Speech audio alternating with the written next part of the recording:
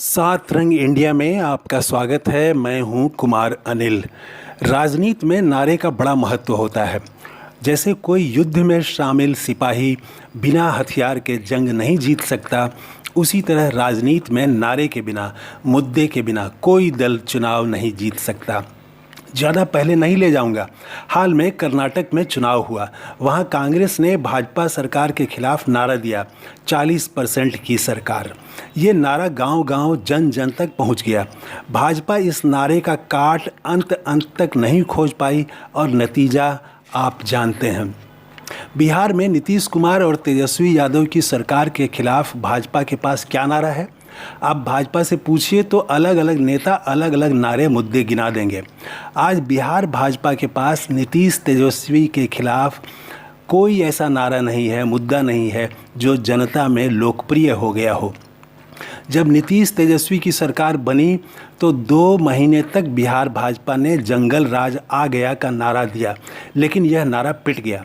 तो आखिर बिहार भाजपा नीतीश तेजस्वी के खिलाफ कोई सटीक नारा क्यों नहीं दे पा रही है और इसका परिणाम क्या होगा? इस पर चर्चा करने से पहले एक अपील।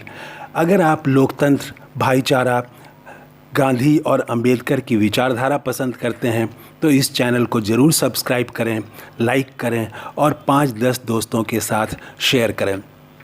पिछले साल जब नीतीश कुमार ने भाजपा से नाता तोड़कर राजद के साथ मिलकर सरकार बनाई तो भाजपा ने जोर शोर से नारा दिया, जंगल राज आ गया, जंगल राज 2 कहा।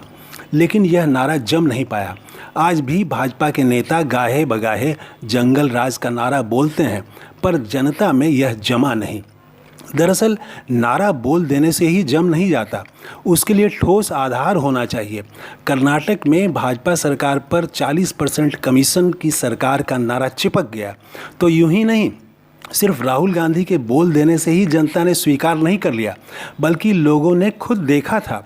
सरकारी ठेकेदारों ने पत्र लिखकर 40% कमीशन का आरोप लगाया था और एक ठेकेदार ने तो इसी कारण आत्महत्या कर ली थी। और वो ठेकेदार भाजपा के सदस्य थे। यहाँ तक कि मंत्री पर एफआईआर करनी पड़ी। इस घटना से पूरे कर्नाटक में हंगामा हो गया, सरकार कठघरे में आ गई। इसे ही कांग्रेस ने नारे में बदल दिया, 40% की सरकार। इसी तरह जंगल राज कह देने से ही नारा नहीं चल जाएगा, इसके लिए ठोस आधार होने चाहिए। कहीं कोई अपराध की घटना हो तो उसे जंगल राज कह देने से नारा नहीं बन जाता। हाँ, अपराध होने पर एक को पकड़ा जाए, एक को छोड़ दिया जाए। अपराध होने पर सरकार के शीर्ष लोग बचाव करें, प्रश्रय दें, तो जंगल राज का नारा चल सकता है। लेकिन ऐसा बिहार में हो नहीं रहा। ऐसा नहीं है कि बिहार भाजपा चुप बैठी है, वह हर घटना पर प्रतिक्रिया देती है।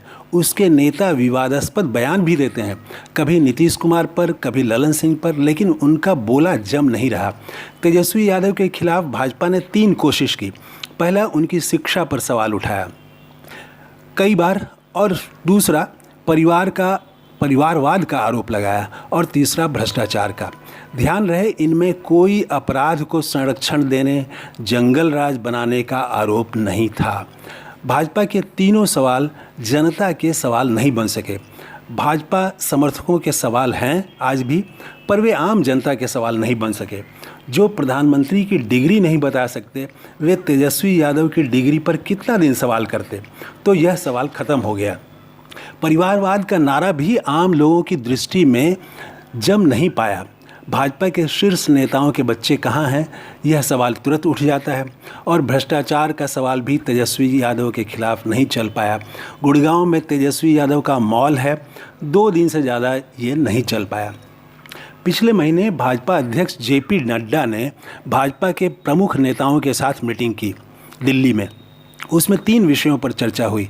15 जून के नवभारत टाइम्स की खबर बताती है कि नड्डा ने बिहार में सहयोगी दलों की भूमिका, उनके साथ कब कहाँ रैली होगी तथा उन्हें कितनी सीटें देनी है, इस पर चर्चा की। खबर के अनुसार भाजपा 30 सीटों पर लड़ेगी और 10 सीटें सहयोगी दलों को देगी। उस मीटिंग में ये सब बातें हुई, पर नीतीश और तेजस्वी के खिलाफ नारा क्या होगा, मुद्दा क्या होगा, इस पर बात नहीं हुई। जाहिर है बिहार में भाजपा अपने केंद्रीय नेतृत्व के केंद्रीय नारे पर ही चुनाव लड़ेगी। बिहार भाजपा का नीतीश तेजस्वी के खिलाफ कोई नारा नहीं दे पाना उसकी कमजोरी बताता है। इस कमजोरी के साथ वे 2024 लोकसभा चुनाव में उतरेंगे। नड्डा के साथ मीटिंग के बाद पार्टी ने कहा कि 2024 में 2014 वाला परिणाम देना है। तब भाजपा 30 सीटों पर लड़ी थी और 22 जीती थी। जो पार्टी एक साल में नीतीश और तेजस्वी के खिलाफ एक नारा नहीं गढ़ पाई, वो जन जन का नारा बन जाए ऐसा नारा नहीं गढ़ पाई, वह 2024 में क्या करेगी ये आप समझ सकते हैं। इधर महागठबंधन के नेता आक्रामक हैं।